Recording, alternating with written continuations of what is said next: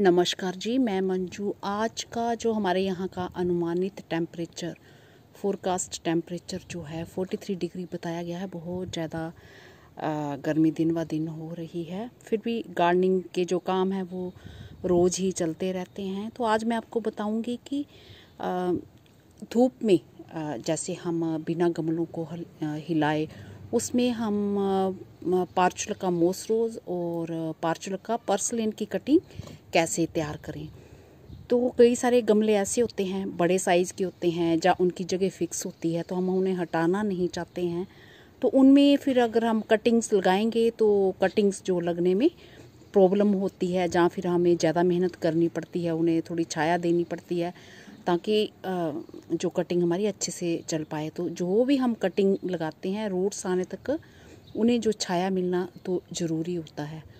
तो हम इन चीज़ों से मेहनत से बचना चाहते हैं और कुछ टिप्स के साथ उन्हें हम कैसे लगा सकते हैं। तो बहुत ही आसान है। तो मैं अपने गार्डन में इस तरह का काम जो है कैसे करती हूँ, किस तरह से जो धूप में पड़े हुए पोट्स हैं उनको बिना हिलाए वहाँ पे प्लांट्स कैसे तैयार कर रही हूँ, तो यही मैं आपसे अभी शेयर करूँगी। तो ये समर के आप मेरे गार्डन में ये कुछ एक गमले अभी मैंने बाहर निकाल के रखे हैं वीडियो के लिए, तो देख रहे होंगे। और जहाँ कहीं भी गमलों में साइड में जगह मिलती है तो धूप में अगर हम लगाएंगे तो हमें छाया भी करनी है। और छाया हम नहीं कर सकते हैं तो हम छोटे छोटे पोट्स में, जैसे ये इसमें मेरे विंका चल रहे हैं, तो जहाँ कहीं जगह जैसे साइड में बची है तो मैंने ये पर्सलेन की कटिंग लगा दी यहाँ पे। तो छाया, इसको छाया में रखा और ये छोटा पोट है, उठाने में भी मुझे आसानी है। तो अब ये तैयार हो गया कटिंग जड़ के साथ। तो ये देख रहे हैं, इस तरह से इसे ऐसे तैयार करना है। और इसी तरह से हमें मोस रोज़ की ये कटिंग्स ये खूब सारी ये ऐसे तैयार कर लेनी है। तो ये मैंने टोकरियाँ भर भर के ये तैयार कर ली हैं। और बीच में मैंने वीडियो बताया था आपको पिंचिंग करना भी।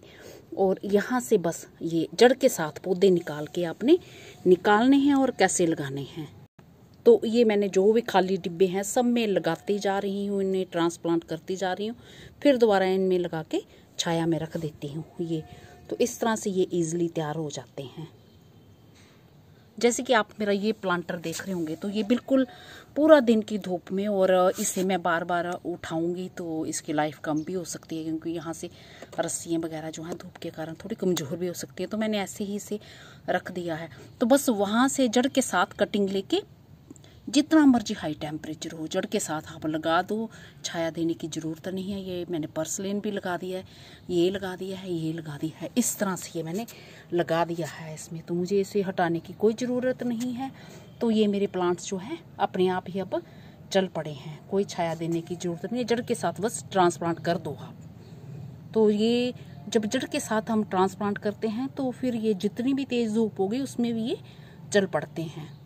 तो ये देखा, मैं अपने गार्डन में ये छोटे छोटे ट्रिक करती हूँ। जैसे ये कोसमोस भी चल रहा है, जगह जहाँ पे बची मेरे ये इसके प्लांट्स भी, विंका के भी ये तैयार हो रहे हैं। और साथ में ये एक साथ एक पोट में कितना कुछ, और ये इसकी कटिंग भी तैयार हो रही है। और जब भी कोई भी मुझे पोट खाली मिलेगा तो इन्हें मैं फिर ईज़िली उन्हें ट्रांसप्लांट कर सकती हूँ। और फिर जहाँ पर धूप आती हो फिर बिल्कुल छाया में रखने की ज़रूरत नहीं है। तो छनती हुई धूप में या नेट के साइड में फिर आप रख सकते हैं। तो गार्डन में ये छोटे छोटे जो टिप्स होते हैं ये बड़े काम के होते हैं, और ये हमें गार्डनिंग को आसान बना देते हैं करना। ईज़िली हमारे जो प्लांट्स हैं वो चल पड़ते हैं। ऐसे ट्रिक अपना के गार्डन जो है हमेशा ही फूलों से भरा रह सकता है। और दूसरी बात यह कि बहुत ज़्यादा मेहनत से भी हम लोग बच जाते हैं। इसी के साथ नमस्ते जी, शुक्रिया। मेरा ख्याल है ये वीडियो आपको छोटा सा पसंद आया होगा, और इस तरह की चीज़ें अपना के अपने गार्डन को हरा भरा बना सकते हैं। और ढेरों फ्लावर जो हैं आने वाले टाइम में ईज़िली आपके गार्डन में तैयार हो जाएंगे।